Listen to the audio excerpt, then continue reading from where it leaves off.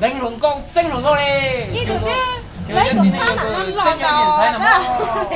Là có cái chuyện đâu chúa cái là. Bố buồn xe thì có. Buồn xe thì bố có thiếu.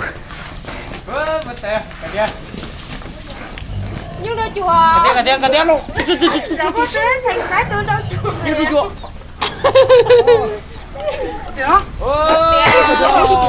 Xí con. Chùa cho phân lầu rồi cho đến rồi đi chùa đó. Tấn đầu rồi, tôi thấy rất nhiều dinh, mình tấn đầu lên rồi, mình trâu nó xưa rồi nha. Ta nhớ chỉ giả nhớ có được. Chưa. Tấn đầu à, đến bao giờ tôi hay hổ à? Đi dạo, đi khủng như vậy. Bây giờ tôi buồn sợ rồi thì giờ tôi lo gì à? Còn lâu thì tao là tìm cái gì ra, chỉ có lão cái khổ nó tôi trên xe.